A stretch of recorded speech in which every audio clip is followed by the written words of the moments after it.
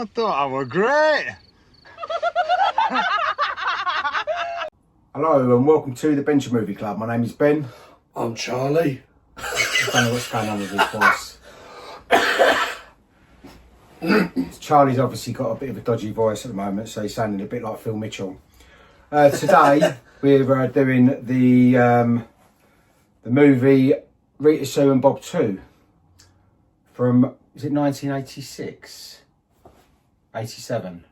1987, I was close. So 1 year out. Although I thought it was a 70s film. It has got a 70s feel to it, hasn't it? No, I mean... Your voice.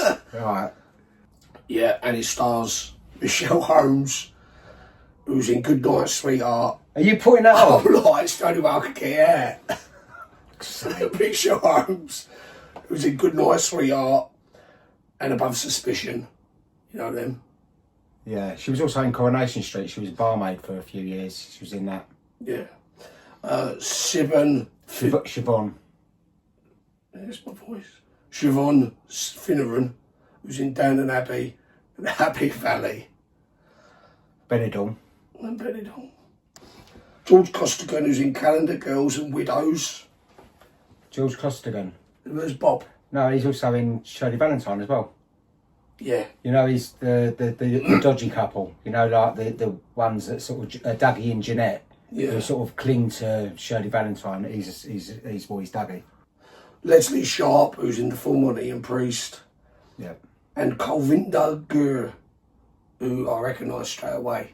He's in Goodness Gracious Me. Oh, is he? Yeah, and Bend It Like Beckham. I knew it because of his mole thing that's on his face. Oh, okay. No, the Indian bloke who's Yeah. You know him from Goodness Gracious Me. I don't think I ever see it. I remember the advert. I remember the sketch when they go and get an English. Yeah, he's in that. Yeah, have something a little bland, huh? Hey, Jamas, what have you got that is not totally tasteless?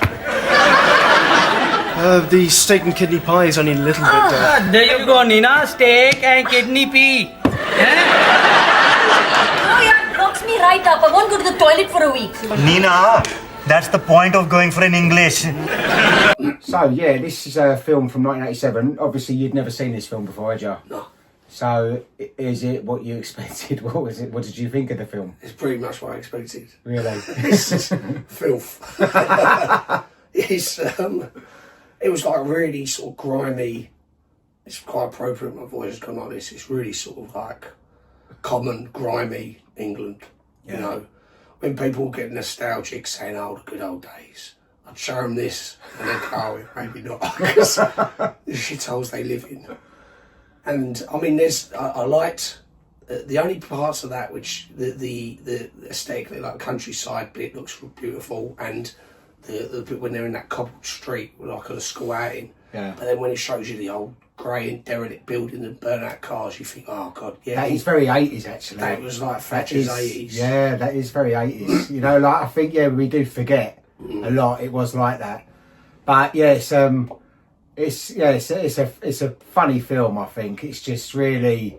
What was the story? Well, the storyline is these two schoolgirls who babysit for Bob and his wife start having sex with Bob. Basically, it's not even fair, is it? Yeah, and he sort of takes turns on each of them. So like one's waiting while the other one's having a go, and then it's sort of then the wife sort of finds out because her mate sees him at a disco. The wife leaves him. Yeah, then he ends up with one of them. He moves one of them in. The other one goes off with an Indian, a Pakistani fella, and he starts hitting her, and she leaves him. It's just basically, it's very like mucked up England sort of thing.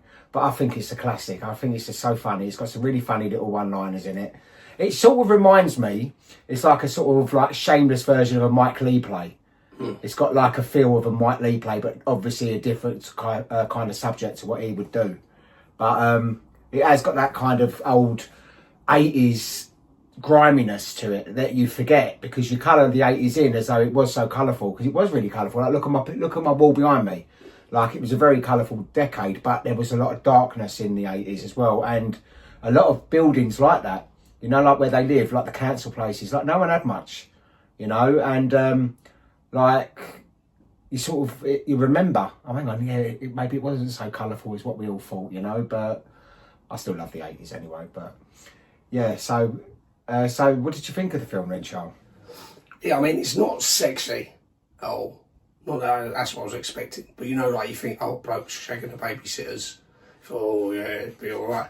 And their hair and their face, everything. Like, you know, I wouldn't take a risk. It's not like they're like... But they were virgins. How old are they supposed to be? Yeah, see, that's another thing, because I always thought, if they're schoolgirls, then he's obviously a pedo. But apparently he's... let me get this right. Right, although Rita and Sue are schoolgirls, when they start having sex with married Bob, it's heavily implied that they're both at least 16 years of age, which is the minimum age of sexual consent in the UK. However, Andrea Dunbar specified that the characters should be underage to make Bob seem worse. But they are 16, because I always thought, well, they're schoolgirls, so he's a pedo. So it's like, basically, it's paedophilia. But... And that sort of doesn't sit well, because you think, why are we making light of such a serious subject? Yeah. You know? Yeah, it's not my film. It's not my kind of film. Didn't you like it at all then? No, it was all right. I watched it and I was just thinking, where's it going now? Because, you know, he's very sloppy. He gets found out easy. Amateur. Yeah. And then there's the big confrontation outside the flats, which was His family's just going. The dad, brilliant. The dad, he plays drunk, fantastic. Apparently he was teetotal. Really? Yeah. You not trying to tell me that she's been babysitting till this fucking time? How do you know she hasn't? 'Cause there's no open, that's how. There is. Nightclubs. I don't fucking believe you. Next time I will wrap it round your neck. Just be careful I don't bloody wrap it round yours. Yeah, if you told me he was drunk throughout the whole time, I'd go, yeah, you can see it. No, that was really well played. I think he's probably one of the best drunks I think I've ever seen. You know what? I was thinking of this the other day, funny enough. There's not that many good, convincing drunk performances in general. Yeah. Because you watch so many, you know, you've seen enough people drunk. Yeah. And it's not like, like this kind of thing. The people who are, the performances I think of that are really good drunk, Phil Mitchell, Steve McFadden does a fantastic job. I think he's probably the best. Yeah. Because he does it so often. I think he's better than Steve McFadden. I think this bloke. Possibly, but he's only had to do it for like one film, whereas I said Steve McFadden, he's to maintain it for that long period of time. Yeah.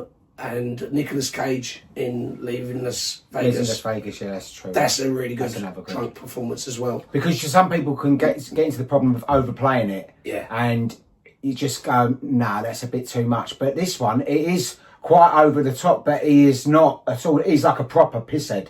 Yeah, the bloke who plays Sue's dad is called Willie Ross. I mean, he was fantastic in this. I think he was like the best actor. They was all good actors though. I think they were all good. I think it was the first film for a few of them. Like you said, it was the first cinema film and breakthrough role of Siobhan. Siobhan.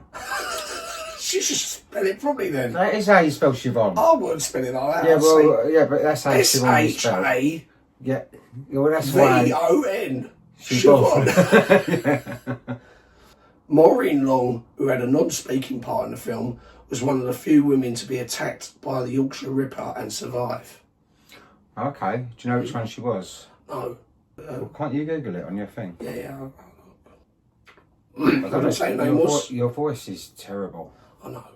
It's all right though. People talk like this, so it's not like people are going to go, no one talks like that. Well, they do when they fucking had a cough. So what is wrong with your voice then? What happened? I had a cold. Yeah. On Friday. It's terrible. And I was coughing a lot over the weekend. I went out yesterday, had a few drinks. Not that many.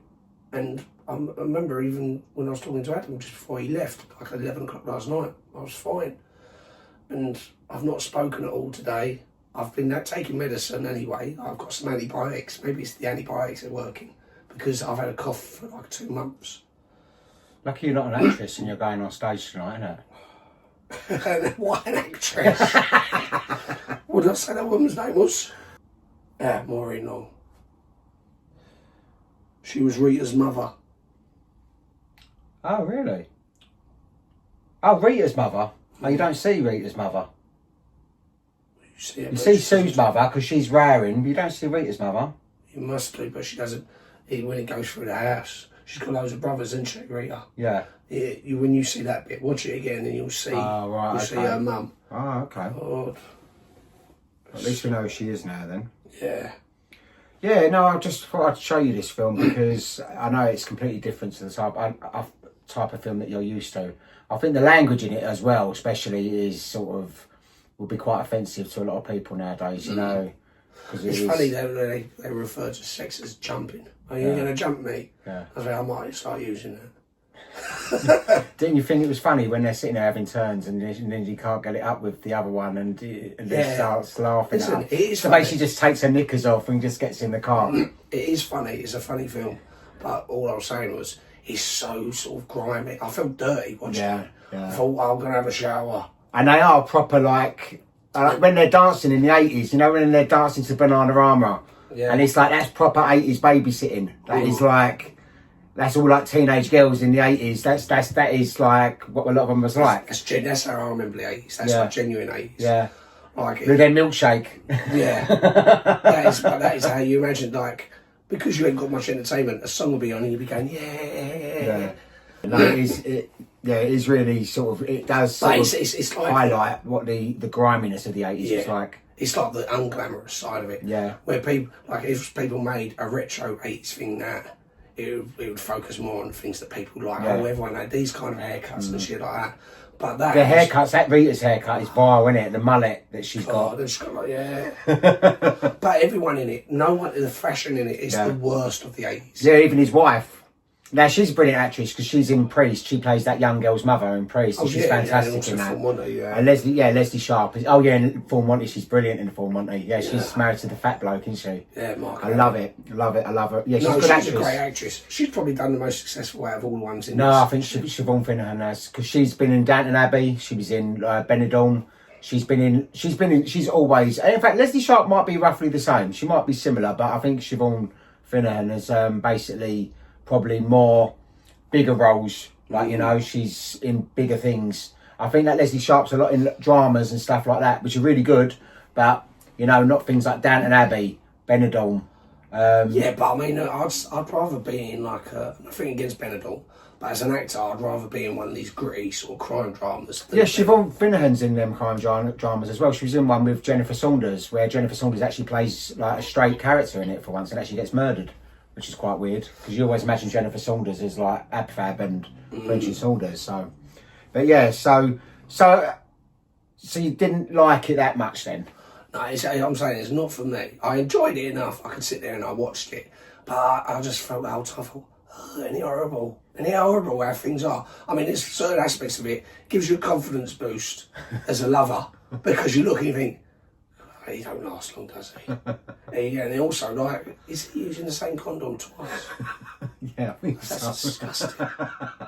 But hurry up, give me my go. It's like I know. It's just proper, like, but they look proper. I thought I'd give you a skanky. good sensor. Yeah. Like, what's his name? Johnny Vegas. Monkey. But yeah, I liked. As I said, I enjoy it. If someone wanted to say what was the, like you said, when people go, I wish we could go back to the 80s. No, they showed the clips. Look, do you remember these little things? And if you're focusing on your microscopic lens, telescopic lens, looking at one little aspect of it, this would show people a reality check. But our 80s wasn't like this. As I say, we grew up in a different kind of 80s. That was like quite a poor northern 80s. There was places like that round in East London as well. I do remember there's people like that and places like that. Well, this is it. That opening shot, which is really good, where it's like it follows her along, so it's a good way of showing the characters and the setting, going in the flat and then coming out, the two of them and stuff. And you see that tracking shot of a really shit, like council estate and stuff. I see council estates like that in East London all the time. Yeah. And we grew up in Tower Hamlets back in the 80s particularly. Yeah. Now, when you look at the flats opposite our cul-de-sac where we grew up, they actually look okay now because they've revitalised. Yeah, them. that wasn't years ago. Yeah, No, when we were kids, it was horrible. That was like a shithole. This is the first cinema film of Leslie Sharp as well, so it's quite a few firsts for a lot of them.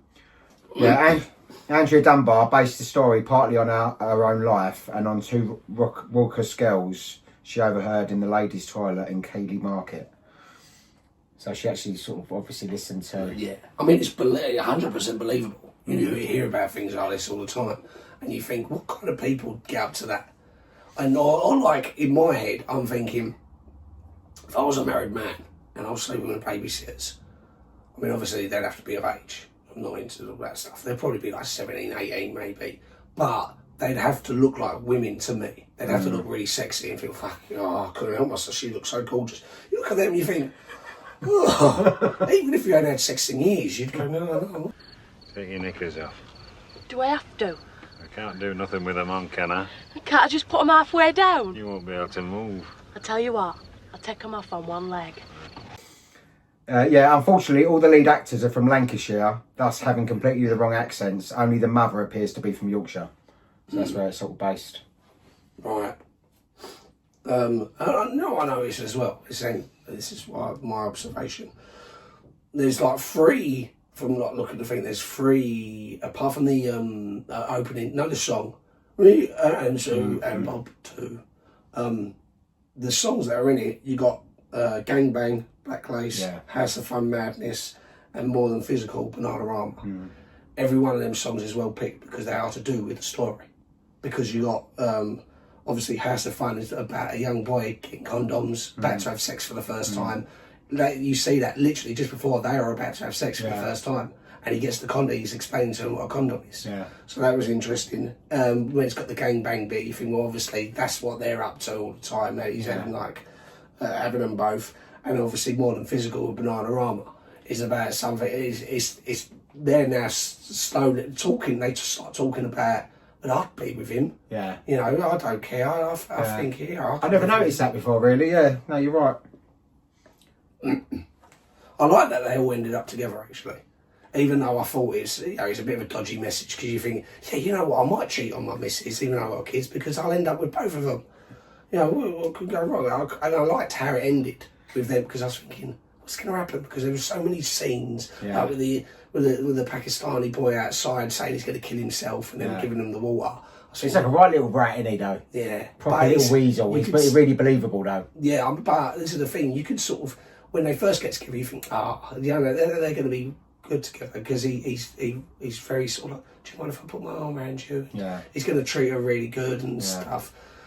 And then when he starts hitting her, you think, oh, actually, no, maybe not. Maybe he's a bastard. But that's how violence happens on women. Often they don't expect it, because the bloke seems really nice to everyone else, and then behind closed doors, it's a prick.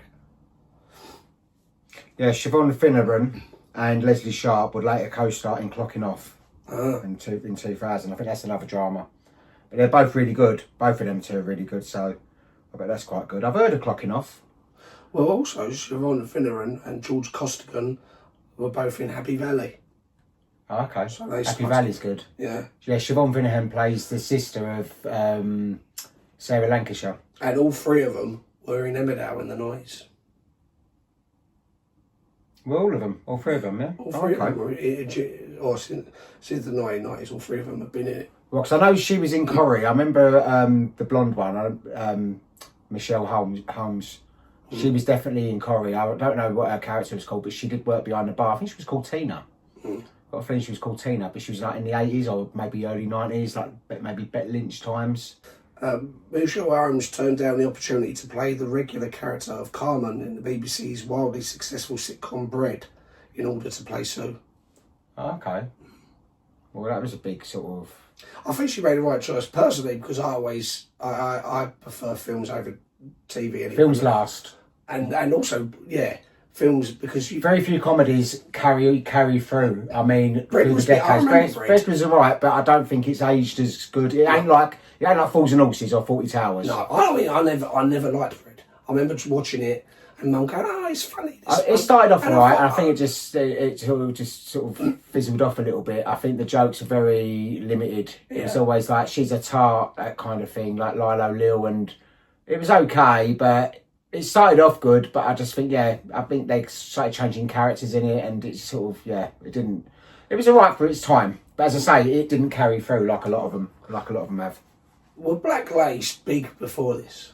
Black Lace were very big for cheesy sort of songs. Like they had, they had this, they had like Agadoo, they had like Hands Up, Superman, Conga, all that kind of stuff. Conga, Superman, were they out before this film?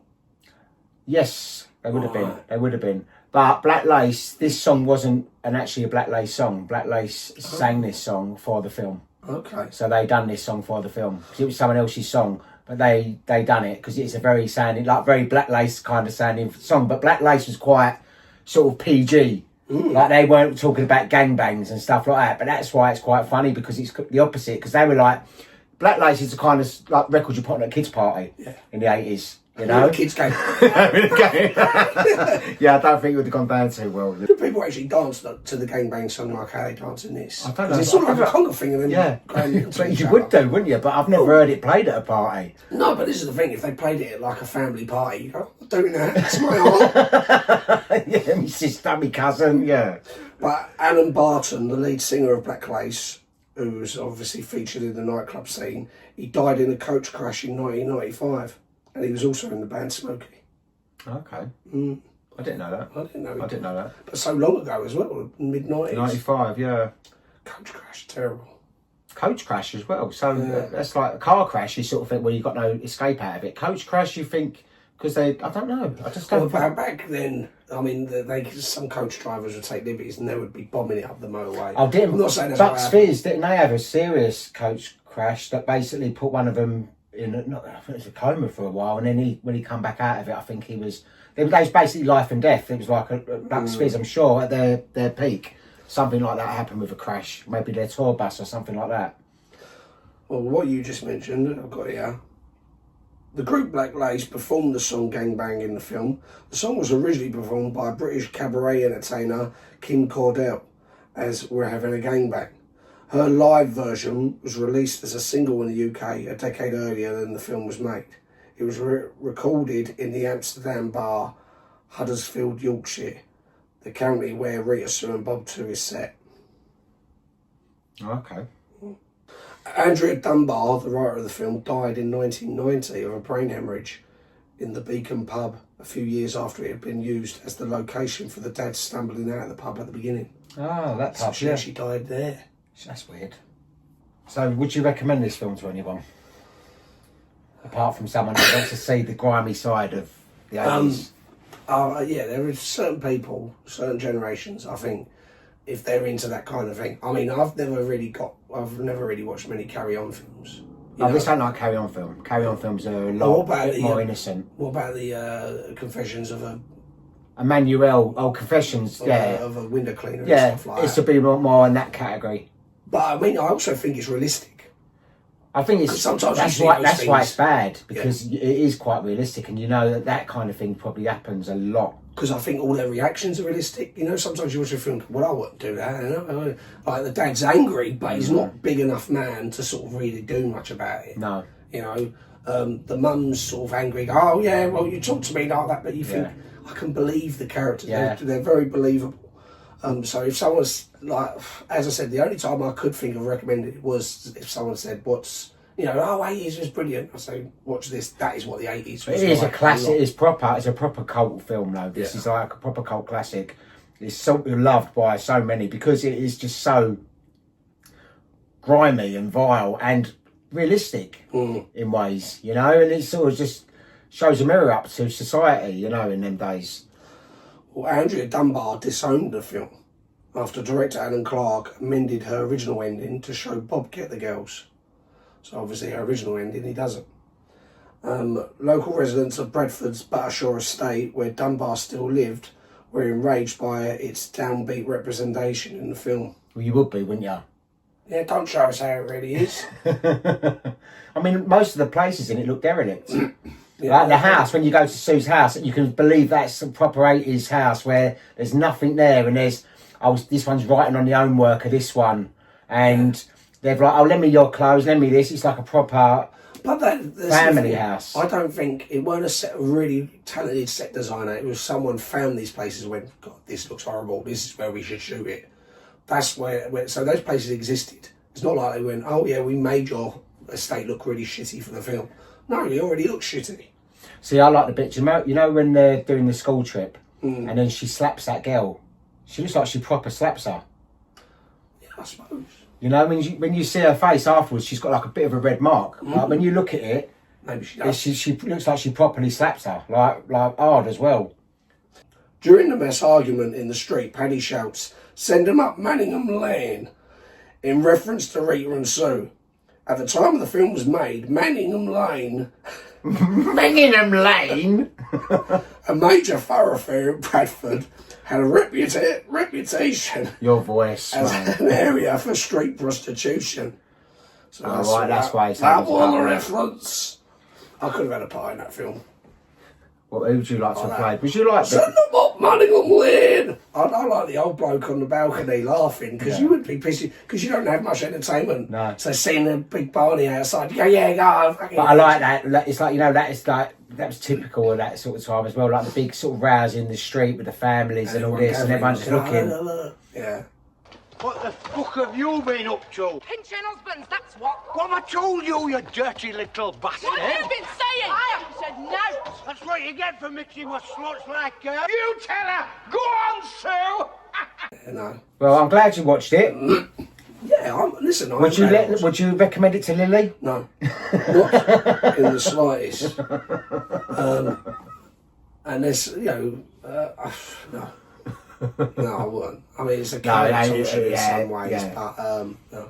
No, but it is very. I just like the way, like when she's getting in the car, just takes the knickers off and she pulls one. She says, "Oh, let me just take them off." Let's just take them off one leg. I'll take my knickers off on one leg. You know, you just think. And all the stupid conversation, them switching the radio. It's like, "Oh yeah, I'm fucking doing this. I'm doing this. I want to listen to the radio like while he's fucking her in the front." It's just like really. But it's quite good in the sense that it shows that things like threesomes and having affairs with babysitters isn't as glamorous. It's not glamorous. It's not sexy. Yeah. The practical, like when I walk in the field and she walks in like cow shit, and you think, ugh.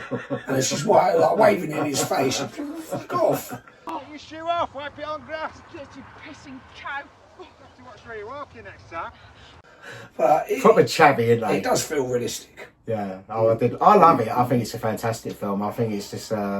It is very the grimy side of the 80s, and there's not many films that I can think of. I know there probably are loads, but none that I can think of off the top of my head that are more this type of showing the 80s rather than what the 80s is projected as by what a lot of people think now. You know, the colourful side of it, all like the fluorescent kind of the big hair, lots of makeup, and the yuppies and like the Madonnas and Wham, all that kind of, you know, the happy side of it. Well, no, it is. Listen to its benefit. As I said, it's not a film I'd rush to watch again, but I'm struggling right now to think of a film more realistic from the 80s. You know, you got a couple of Mike Leigh films in the 80s, like there's that Meantime Made in Britain, and I'm thinking them, I think they don't, even though they're more local, they're more down in London, they don't feel as realistic as this. This feels like it could be from your childhood, even though we're not from up north. No. You know? Well, we didn't grow up in a place like that. No, but I know. But I do know of places where there was like derelict houses, and it just reminds you, and you go, shit, I do remember some places like that. Dressed like that. And I remember characters like that. Yeah. Maybe not as an extreme, well, maybe there was, I just don't know. I think there was. They're not that extreme. It's not like, it's not so extreme that you think, oh my God, he needs to be locked up on this. No. You think they're just like insecure people living together and working bored of their little lives that they're not doing much in their life, and it's just all this excitement. Oh, let's sit there having sex with this married man, and like, oh yeah, I could be with him, and all this kind of stuff. But yeah, it's a brilliant film, and I didn't know how you'd take it personally. I thought you'd either go one or two ways. So, but you didn't seem to mind it, so that's good. Listen, as I said, I was never. I already knew. Is it what you thought it was going to be? Yeah, it wasn't exactly how I thought it was going to be, but it was, to its credit, it was more tolerable than I thought it was going to be. I say it's rude. It was more entertaining than I thought it was going to be. Because I thought it was going to be one of these things, it's just sordid and nasty, which it was, but the humour keeps you on it. You think, okay, I can tolerate this, it's okay. But they've all gone on to have like long careers as well, and successful careers. So, and this is their first film. So I suppose it's quite a fun film for them to sort of start off in. And it's, Yeah, well, I like it. Cool. I like it. Right, on IMDb, this got 6.6 out of 10. Okay. So that's not too bad. I think that sounds about right. That's quite good, isn't it? On Rotten Tomatoes, it got 80% by the critics and 82% by the audience. Yeah, because I was looking at some of the critics' things.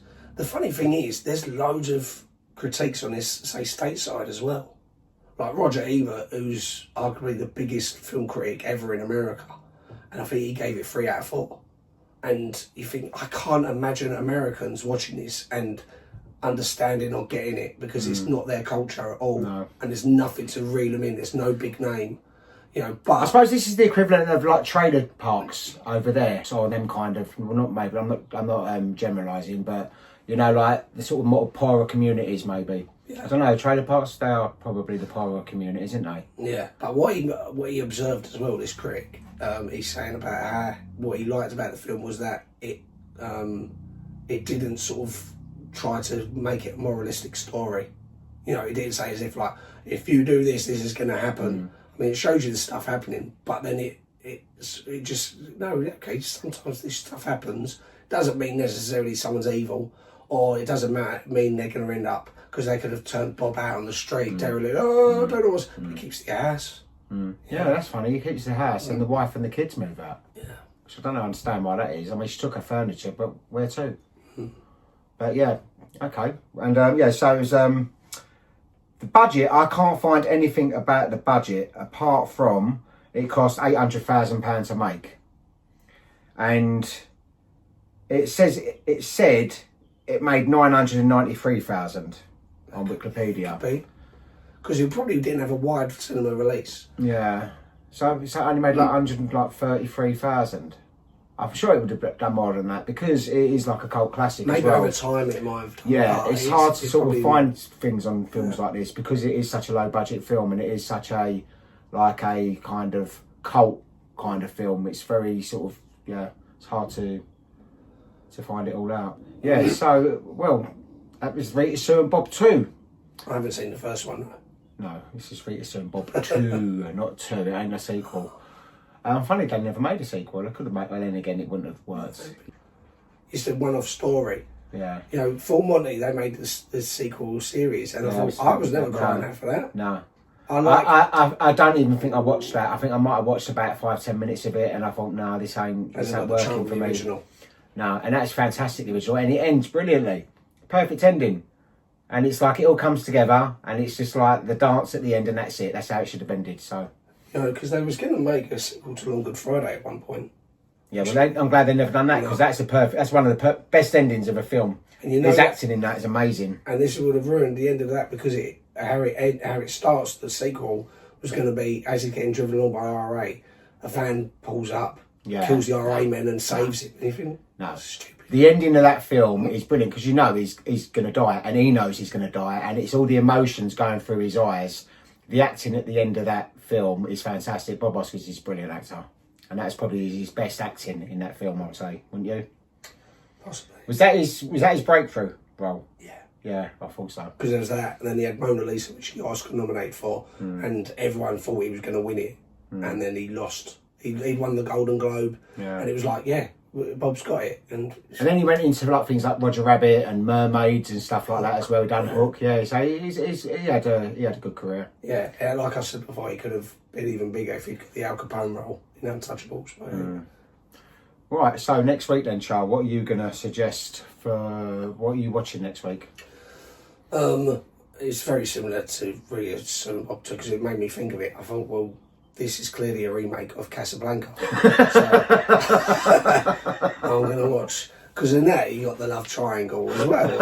Yeah, it's just a role reversal. So, yeah. I wonder if anyone's ever compared Rita, Sue and Bob 2 to Casablanca. If they've ever seen that connection there before. Now you know, it's obvious. Yeah. But yeah, I'm going to watch that. And Lily is going to come do the podcast. So that's you and Lily going to be next week doing Casablanca. My throat's okay. But yeah, she's studied the film extensively. So well, that'd be interesting then. That'd be good.